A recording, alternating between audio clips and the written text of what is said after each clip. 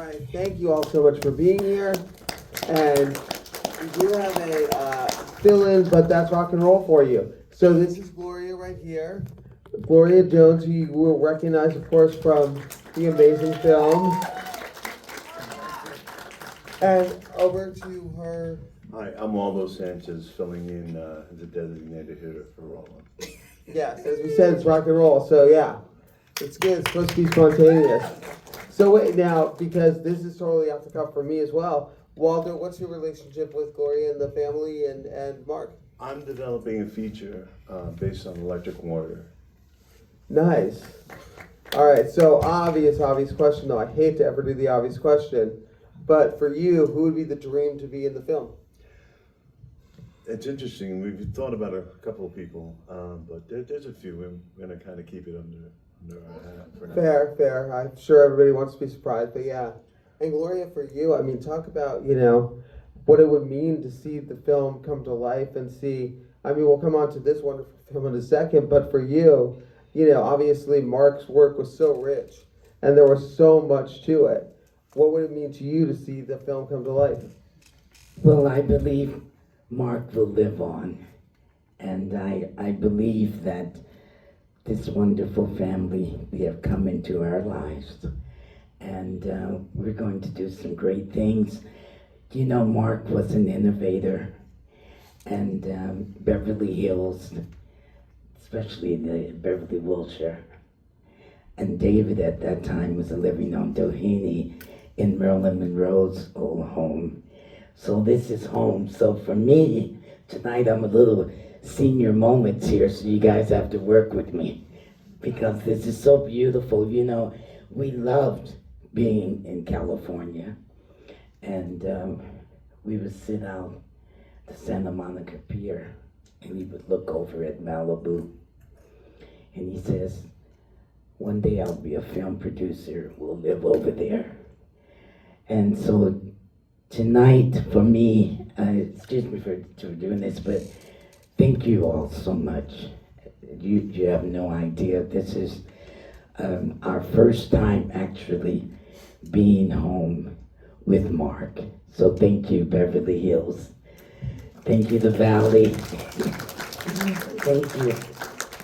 Of course, I mean, it's funny, but I imagine it brings back so many memories for you, but I love that because as he was going in the direction, as it talks about in the film, of being a filmmaker. So to have all his work, be translated to film, I'm sure that would mean so much to him.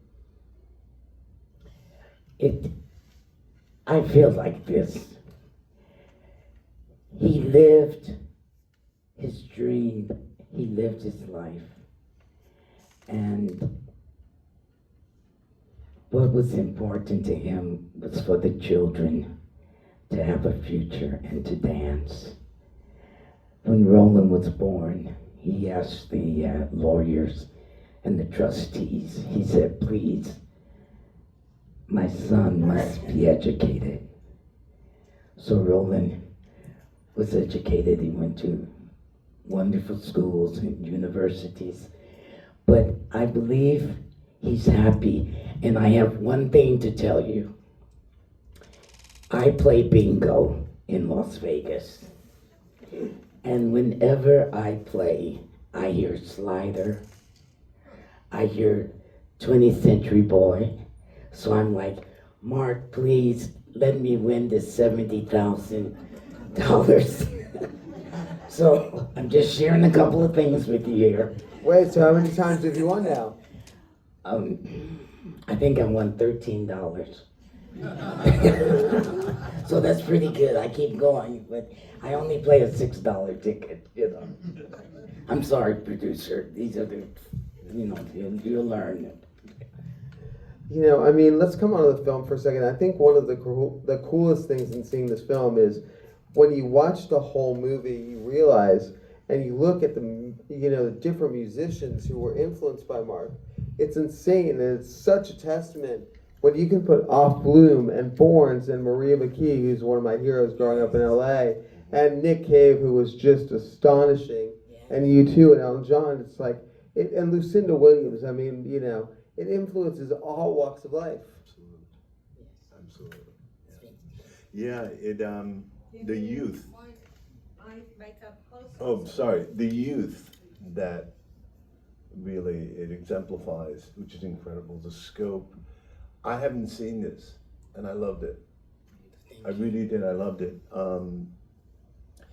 And I'm still in, the developmental aspects of our project, but to see that made me so happy, and happy for Roland, and I could see why it's so emotional for him, Yes. for him to not be here. Yes. But I think in time, that will heal, and our, I think our interests, our common interest, music, which is ultimately our interest as we've gotten to know one another, and yes, the mutual, I think, interest in film, where he was going to get into, I think, eventually. So yes, to your point. That's really interesting, though, that it was emotional for him, which I totally understand. So, for you, is it emotional to watch, or is it something that just at this point brings you joy? As I said, tonight was really the first night of riding down Wilshire Boulevard, because we always stayed at the Beverly Wilshire, and it's so close to home. And it was emotional for me of the relationship that he had with David. I remember when we were in Stockholm, and at that time David didn't fly, so he would travel by ship from Southampton to New York. And so we went over to Stockholm to meet with him, and so then David said that Man Who Fell to Earth was being released in Helsinki, Finland. So that night we took a boat over to Helsinki, Finland. So it's just the three of us there in the cinema. And I said, I think I need to go sit in the back so that Marc and David can look at this film. And it was so funny. The movie wasn't even on 5 minutes. And Marc was telling David, now if I had been the director, I would have done such. And David was such a good friend. He was like, yes, Marc. And so all throughout the film, Marc was like, no, I would have done the editing. I would have done this. I would have done that. But it was so sweet seeing these two friends who actually loved each other. And there was never a jealousy. There was brotherhood and competition, but never jealousy. It's so funny because obviously Marc and David were a little before my time. I didn't get to know them, but I've interviewed so many musicians over the years, and I spent a lot of time with the Seattle musicians in the early 90s, and everybody always wanted them to, have this rivalry, right? And what you realized is they relied on each other so much. For musicians and artists, it's always about the camaraderie because they're the only ones who understand what the other is going through. Exactly. David and Marc were so unique in the sense of they were so big. They were two of the only people in the world who could understand each other. And they shared Tony Visconti, who was really beyond words. I mean, The producer. David Bowie's producer, and also a big influence on Marc. So it's interesting for you. You said this is the first time you've seen it. I mean, Yeah. I imagine it triggered so many ideas for you, just seeing all the musicians who were influenced by him, and how. I mean, the way that Marc evolved was so interesting because, again, all great artists. Doesn't matter if you're Joni Mitchell, if you're Miles Davis, Tom Waits, whoever you are, you're going to evolve. You're not going to do the same thing. But very few people ever went in the direction that Marc did of being a TV host and directing. A man of Jewish religion, an interracial marriage, way ahead of his time, and also spiritual. And I'm not speaking, but from what I'm finding out, but his lyrics. If you ever really just want to sit down and just, I'm sure you all have, but very special, unique, and you're right, nothing like it. And that's one of the cool things I think about the film as well. I mean, you know, Hal Willner was so important and such a genius as well before he Yes. passed. And I mean, but for him to really pay attention to the lyrics, and for you, as a, you know, how exciting is it, how rewarding is it to see all the attention put on Marc's lyrics? Because you ask any artist in the world, and they'll tell you what's the most important thing: songwriting. Exactly. And that's a pretty good lyricist right next to you. Well, what happened in the 60s, a songwriter could not be an artist. So this is one of the reasons that I had several names, because I was in at Motown Records in Detroit, and they were calling me, "Hi, Laverne, Laverne," and I said, "Oh, that's me." And I had to, because I used to write under the name of Laverne, because I couldn't be a songwriter and an artist. So for me to hear those artists this evening, their interpretation of Marc's words, the feeling, I think they really didn't judge him or criticize, but they really opened with their hearts. I really felt this, and especially Macy Gray. I mean, for her to sing Children of the Revolution with the reggae feel, that was out of her league, because she doesn't sing reggae. So there was a time there that they were able to create.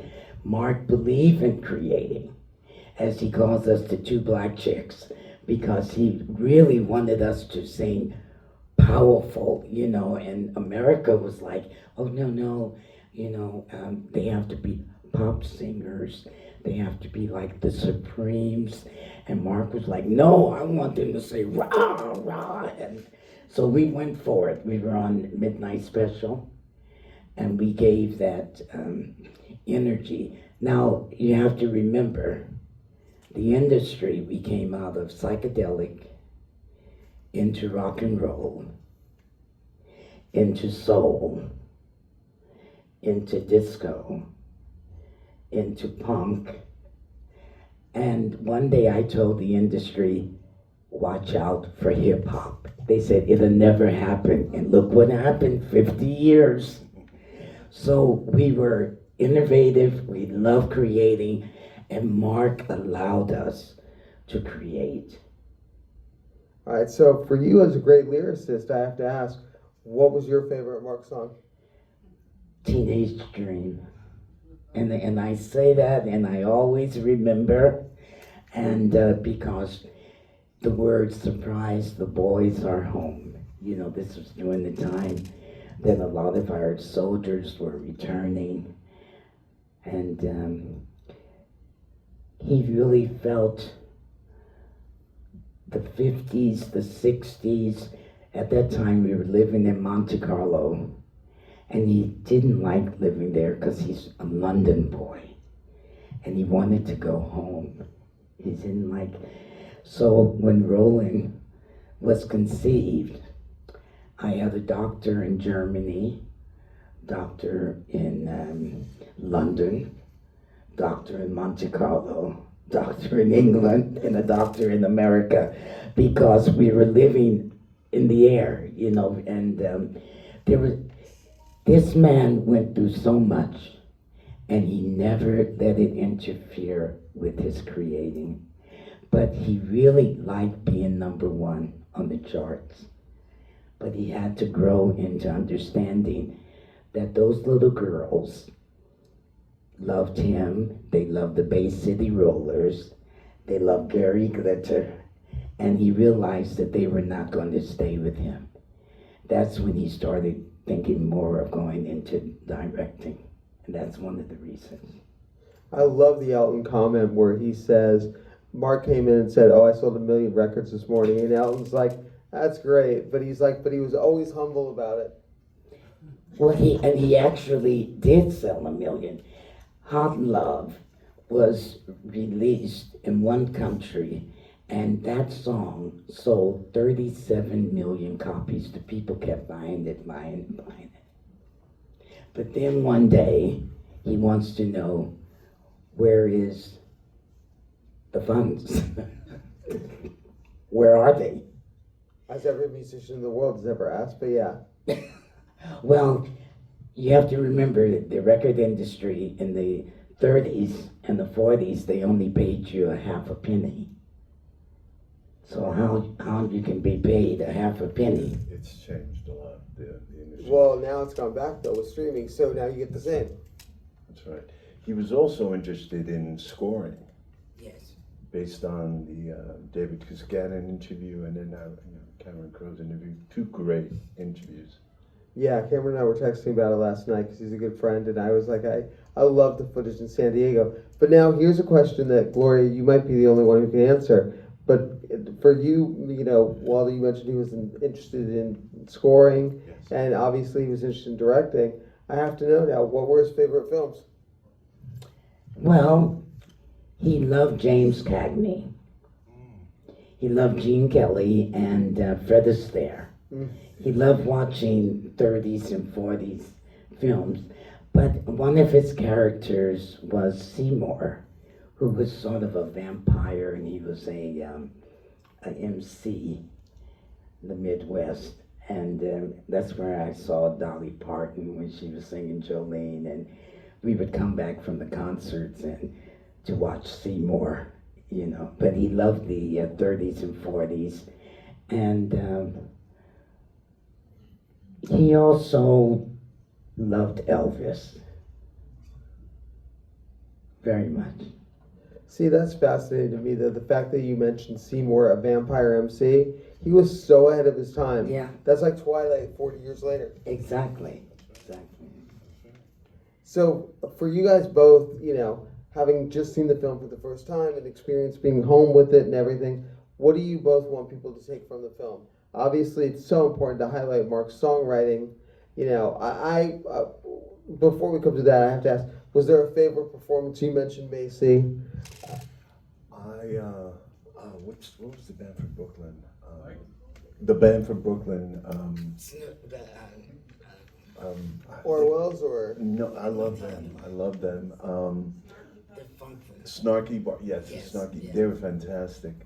The horn section that his arrangement was spectacular. Implementing the horn section with the actual groove of the song, which was very interesting. But I loved all of them. All of them were really just unique and amazing. Yeah, they were also different, but I Yeah. do have to say, I thought the Nick Cave one was just mind blowing. Yeah, he's amazing. But it's interesting too the way that he took that song just into such a vulnerable area. Yeah, true. So for you guys then, what do you want people to take from the film when they see it? Keep a little love for Marc in your heart, and keep his family in your prayers, and his son. Roland is very, very much like his dad. They're very sensitive souls, and Roland doesn't, he's so kind and unassuming, and he doesn't realize that he's very important to all of us, because it's Marc's only child, only heir, and I tell him people love him, and so many of you come up and say, where is Roland? So when you see him, just grab him, hug him, and give him love. We can all use a little love. Thank you so much. All right, thank you guys so much for being here, and I think that's a great closing message to keep a little love, and also important in the film, especially in this day and age, whatever your beliefs are, it doesn't matter, the importance of arts education and just giving music to kids. Thanks. Thank you. Thank you so much.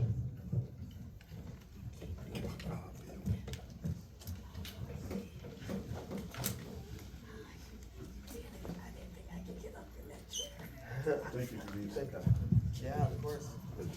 Yeah, yeah, yeah, thank you, and I'll see you on Tuesday. Yes. I'll be there. Okay, great, so I'll see you on Tuesday, yeah. Take care. Yeah, why don't you Are you grab taking a- off or? Yeah. Alright, cool. Why don't you grab up today? Okay? Okay. Thank you. Yes, yes, please. I'm sure, I'd be happy to, yeah. Okay. Yeah, absolutely. My hair is Why okay. don't, is this right? Haven't, Oh, that's fine. Yeah, you just press that. okay, yeah, that I got, okay, You got good. great lighting then. There you go, yeah, Thank you she's pretty good. Oh, thank you.